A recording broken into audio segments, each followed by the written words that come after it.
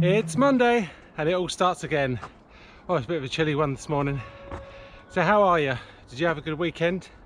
So, yes, I'm running my first ultra. Let's go for a run so I don't waste some time. Let's start that watch. Right, so I mentioned before that was planning to do part of an ultra with Dan Runs and Ben Notley. And we planned this ourselves, charity run for the OddBalls Foundation, and I was only planning to do half, maybe 20 miles, but training's been going well, my Achilles is holding up well, and I thought to myself, yeah, it's a charity, and it's not a race, because obviously I have a problem with my mindset that, you know, I'm all about time, pacing, and so once I understood and kind of got it in my mind that it wasn't a race and we are just doing it for fun, if 50k is ever for fun, I don't know, and we're just going to be running at probably 10-minute miling, maybe a bit slower, maybe a bit quicker, take it easy in places.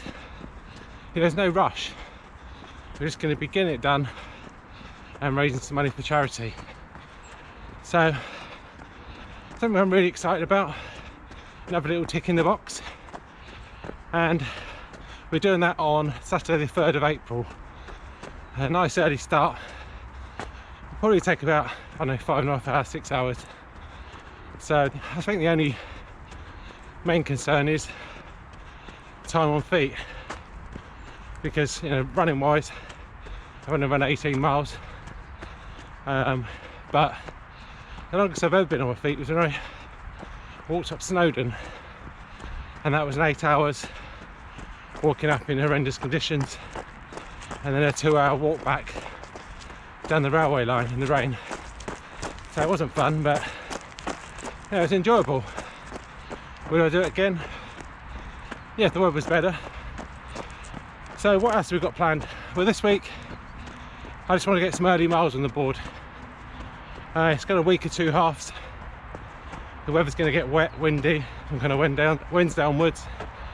And so I thought to myself today, let's get some time on feet. So I can spare 2 hours this morning, and I'll put down there what distance I run. I'm not necessarily going for pace. As I say, it's just getting time on legs. I've got another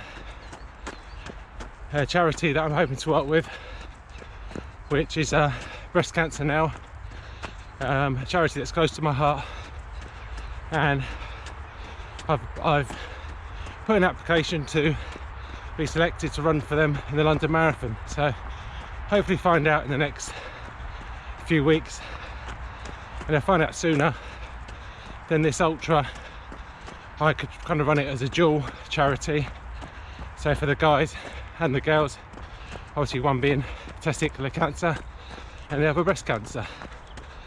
But I am also planning, other than the marathon if forgetting, is a week challenge, which is going to be testing, but I'm excited to share that with you. But I will be doing that for the charity regardless whether I get in London or not, because as I say, it is something that's close to my heart. Anyway, I'm going to stop chatting because I've got an hour and a half still to go, and I'll speak to you tomorrow. Cheers. I have a question for you. Come with me. So do you change your runs depending on the weather? Like today, absolutely glorious, but rest of the week, shocking. So tomorrow, I think we've got storm coming, so wind, rain, and it's going to be pretty much like that for the rest of the week. So normally, you know, 15 miles yesterday, today would have been probably a 5-miler, but because of the storm, you know, I'm doing a longer run tomorrow, which means that if the weather is really bad tomorrow, I can take tomorrow off, still be at 25 miles, and then obviously fit the remainder of the 25 for the rest of the week. So I wonder what it was then. And so, is that something you do? Let me know down in the comments. Also, it's probably perfect timing with the ultra. You know, fitness wise, I don't see it being a problem, but time on feet, that's something that probably will struggle with. So 15 yesterday, 10 today. Legs feel a bit heavy, so it's always good to, you know, to train on tired legs if I'm looking to obviously get that kind of time on feet strength. And I've just literally got back from an hour dog walk as well, so the first, you know, put my shoes on, and the first mile I was like, my legs were like, nah, I don't think so. But we know that obviously over time that'll ease up. So today will be 10 miles now. I've also got Coco the dog, which lives a mile away from me. We've got a lot of traffic at the moment with the schools back, so I might jog her back and then jog back again, so it'll be another 2 miles. But I'll see how my legs feel, so that would be 12 for the day. I put my times down there so you can see what I did today, but let's just enjoy some of the views and let's go for a run.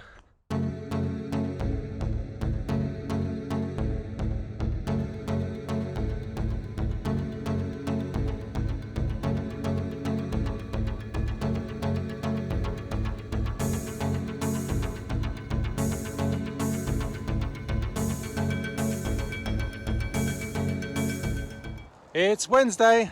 What a beautiful day. Wet, windy and cold. But the dog's not going to walk themselves.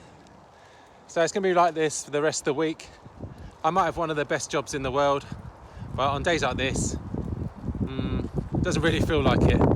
Anyway, let's roll on tomorrow.